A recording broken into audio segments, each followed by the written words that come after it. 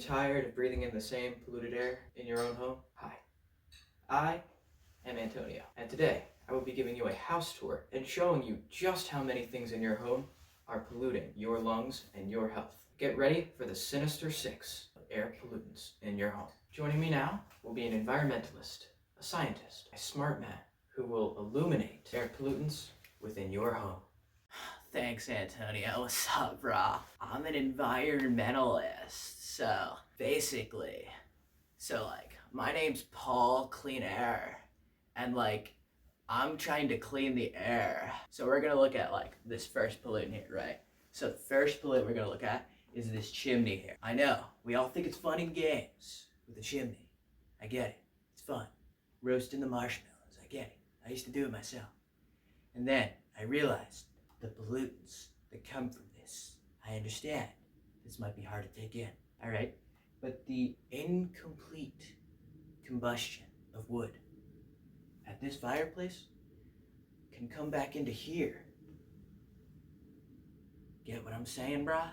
So the incomplete combustion will come into here, right? And it will start giving you stuff like carbon monoxide, formaldehyde, you got hydrocarbons, and you got other particulate matter just in your house, brah. In your house.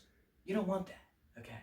Because then you're gonna start to not be able to breathe, okay? You're gonna have an inability to get oxygen within you, okay? And you are gonna have irritation of your skin, your eyes, your nose, and your throat, and you're gonna get your lungs a little messed up, and you could die. So you should take this seriously, all right? And the way we fix this, right? We fix this by making a very good linear chimney, okay? All right, we need to make it a good linear chimney, and make sure that we have it flowing out of the house instead of into the house. We can do that by making sure that it is cleaned and inspected regularly, okay, brah? So this is the chimney. Be afraid of it, okay? But control it. Control the fire. All right, on to our next pollutant. What is up, brahs? Paul is back again, here to talk about stoves. Now stop leaning on the stove. Stop. Okay, fine, bro. All right, here is a stove. You might think it's safe because it's electric. It's not gas, right? It might be safe. It's not. You see, it's going to release pollutants from the combustion of food. All right, and that food is going to release pollutants from within the food, like when you burn it, bro. And it's going to release particle matter, right? Like particles that are just going to mess stuff up, okay? All right, you got nose and throat irritation that could happen. You got headaches, fatigue, nausea, irritation of your lungs, bro. That could all happen, okay? So the best way to do with getting rid of all of this pollution, right, is to ventilate your kitchen, bro. You need a high efficiency range hood over your stove so that this is getting out, okay, and not in here, all right? Back at you with another pollutant by Paul. We have household cleaners. So you might think we want to get rid of pollution, right?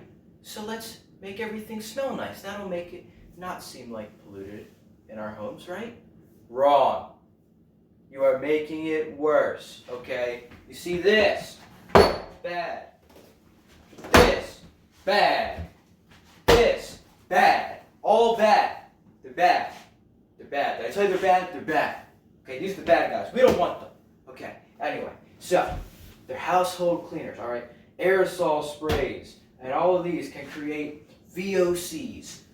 Fancy word, scientist abbreviation for volatile organic compounds, brah. Okay? All right? And they further react with other pollutants to make things even worse, brah. Okay?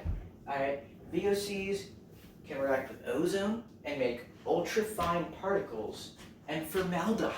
You don't want that. Do you want that? No, I don't want that. Alright, and they can cause cancer, all right? You don't want cancer.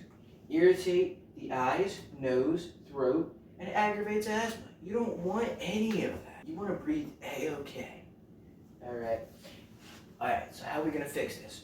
We're going to open the windows, okay? We're going to use fans around the house. We're going to fan, all right? And we're going to make sure the home is getting proper ventilation. Because, brah, if it gets proper ventilation, the VOCs can get out and not persist within your home.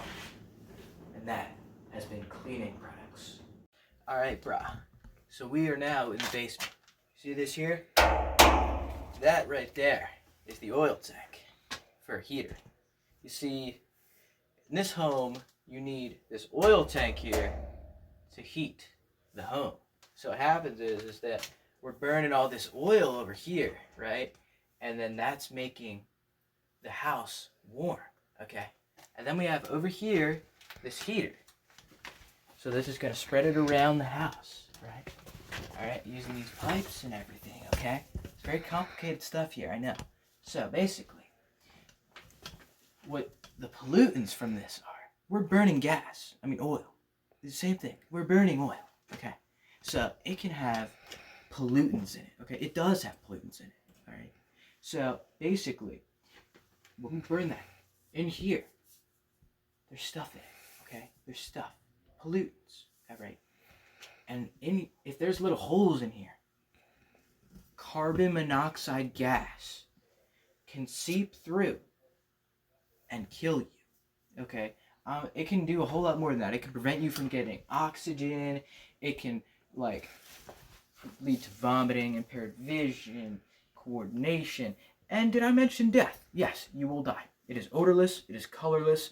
Make yourself safe and check this and make sure it doesn't have holes. If it does, you're dead. All right. Now, in this home, it shows one of the many solutions, actually, to air pollution from the heater. See, right here we have a UV light inside of this heating unit, which then kills microbes and stuff that could lead to contamination of our airways as we breathe in this air. Because it passes through here, and then all that bacteria starts to die in there from the UV light. Okay. But anyway, that's just one of the many solutions. Make sure to have your heater maintenance regularly. Okay.